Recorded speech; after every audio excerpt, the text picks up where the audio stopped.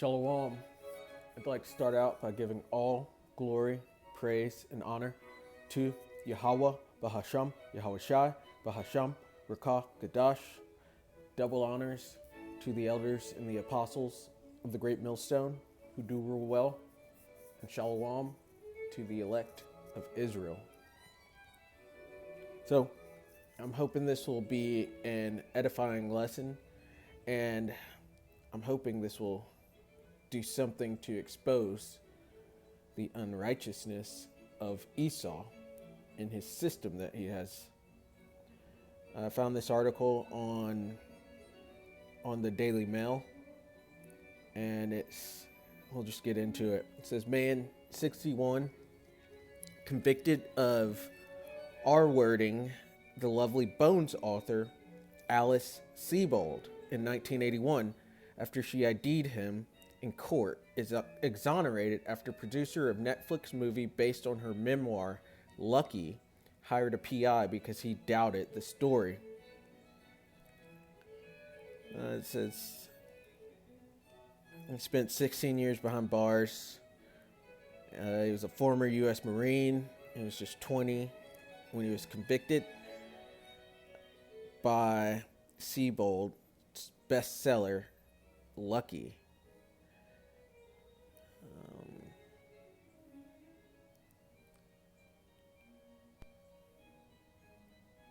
Says she identified Broadwater in court despite failing to identify him in a police lineup, picking out another man. And this case also hinged on hair analysis evidence, a type of forensics now considered junk science by the DOJ. But it wasn't until decades later that a producer working on Netflix adaptation became deeply concerned. He ended up, it says Tim Musianti signed on as an executive producer, but dropped out and hired a private investigator to look at the case. So this man could obviously see that she was embellishing or just not telling the truth on this man, on Broadwater, Anthony Broadwater. And he found a private investigator and helped exonerate Anthony Broadwater. Glad he got out, but this is a common occurrence that seems to happen over and over and over within this captivity here in Babylon. It says Sebold's career in the meantime soared. In 2002, she published The Lovely Bones, another story based around child K-word and the R-word. Sold over 5 million copies in America alone, grossing $60 million in sales. I think her above, it said her memoir Lucky sold 1 million copies. So she embellished this or made it up completely, or who knows, it might have actually happened to her, but by another man. But she sold 1 million copies of her book. And people love that stuff. Like, women actually fantasize over being ravished in this way. And that's the lady right there on the left, Sebold. And the man who got him out, the executive producer, is on the right. But The Lovely Bones, I've heard of that before.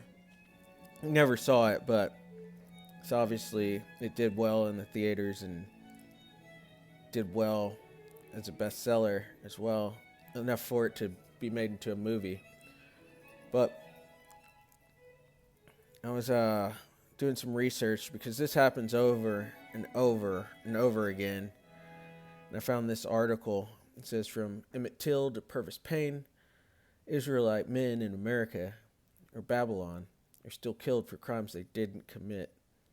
And this is from the innocenceproject.org. And I guess they go around and try to get some of these things overturned, especially with being able to have DNA evidence nowadays. And it first goes into Emmett Till, who I think most of us know. He was accused of whistling at an Edomite woman back in the 50s, and he ended up getting tortured and murdered all over a false accusation. Because, and even right here it says 4 months after the trial, which took place in a segregated courtroom, the two men admitted to kidnapping and murdering Till in an interview with Look magazine. Because they had already been acquitted, they could not be tried again.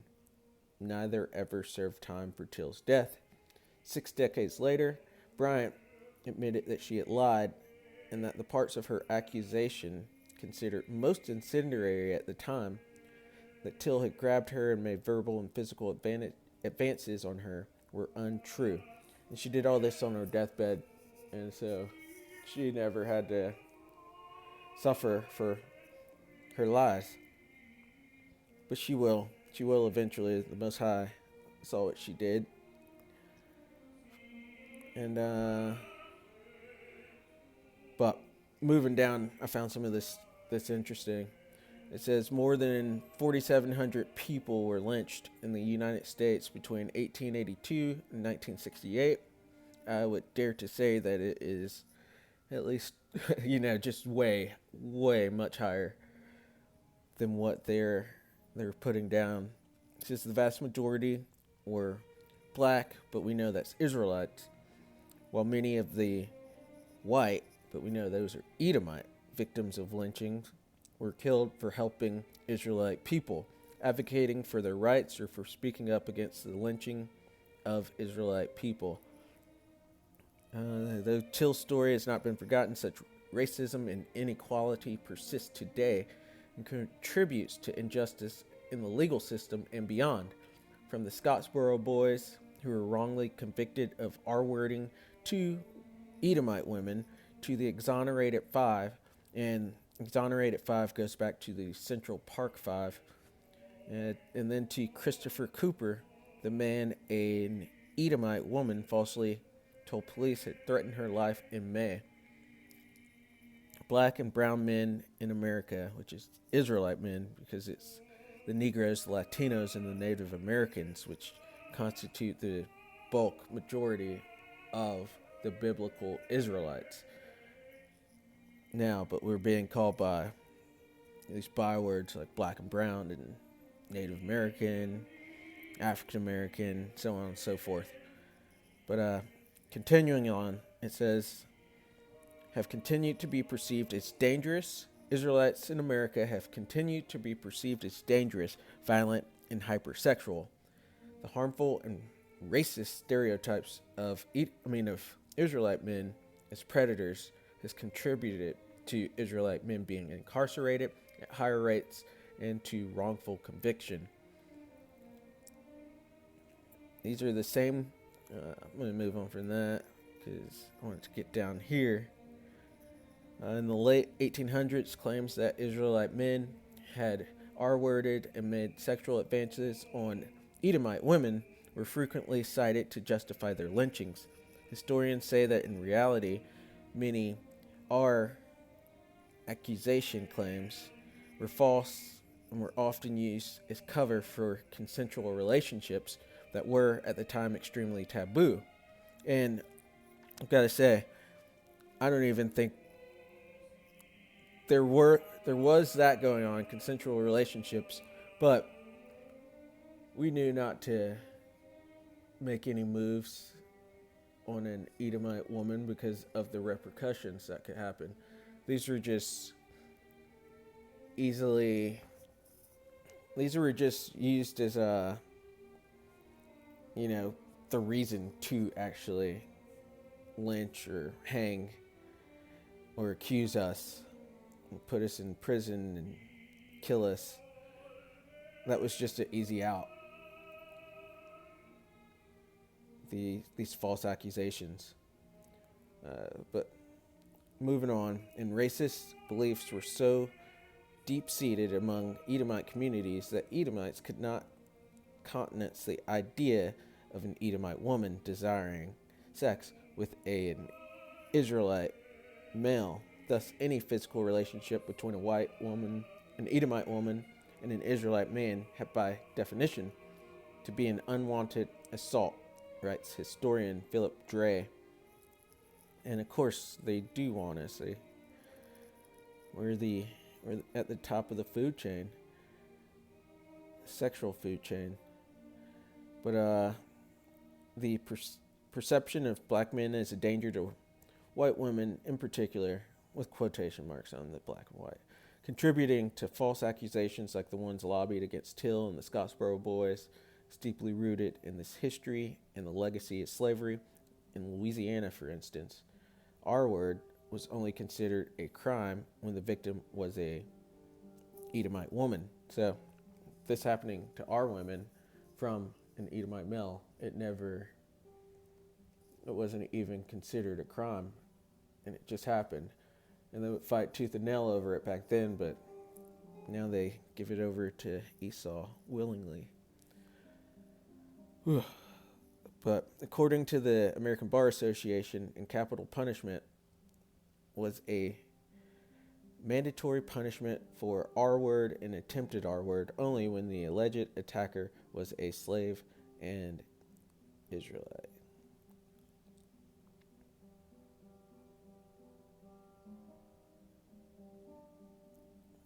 Today, Israelite men are twice as likely to be arrested for a sex offense and 3 times more likely to be accused of the big R word than an Edomite male.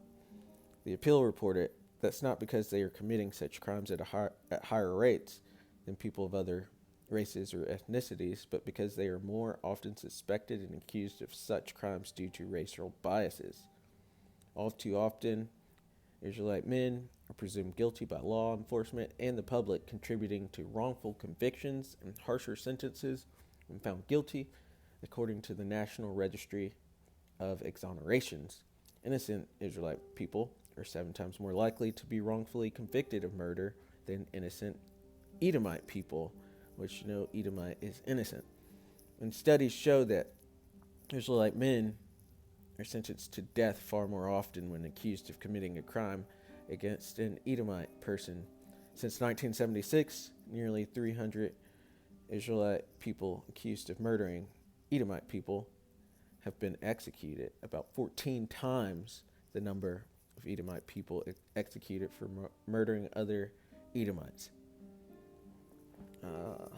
That's about it. It's frustrating to read any of that stuff, but it continues to happen, and we have to speak on it. We have to expose it, because it's just going to keep on happening until the Lord returns to save us from this hell that we are in, from Babylon. But they're going to be cast down for all their wrongdoings and everything they've done, including this. I'm going to go to Matthew 7:1. Judge not, that ye be not judged. For with what judgment ye judge, ye shall be judged. And with what measure ye mete, it shall be measured to you again. So, Esau and these wrong accusations, these false accusations and these harsh judgments for it, like these years in prison or these lynchings and all the men that have been murdered over the decades, this is going to turn around and they will be judged the exact same. Show no mercy to they who showed no mercy.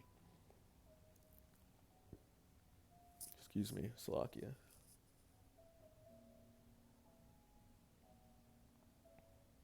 Oops. Gonna go to Sirach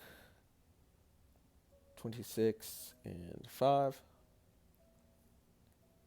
There be 3 things that mine heart feareth, and for the 4th I was sore afraid: the slander of a city, the gathering together of an unruly multitude, and a false accusation.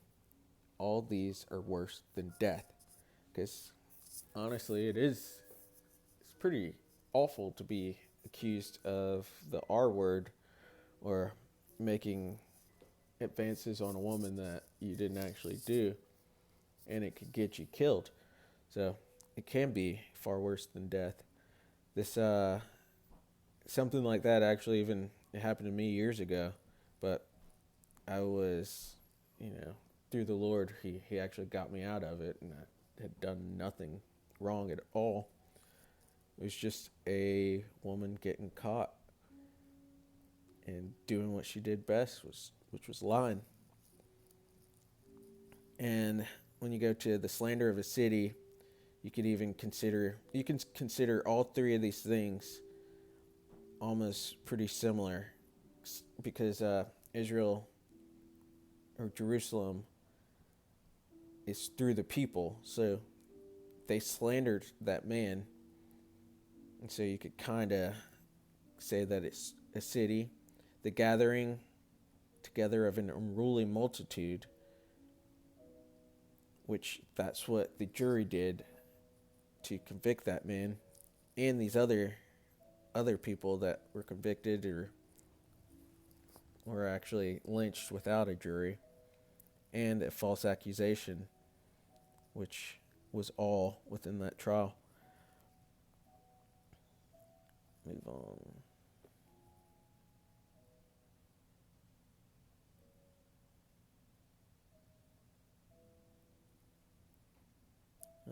End off here at Revelation 12 and 10.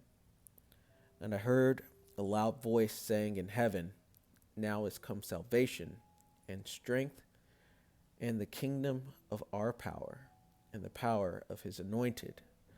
For the accuser of our brethren is cast down, which accused them before our power day and night." And if you go into that word accuser, it's kategoreo, which I'm going to pull it up here in the blue letter.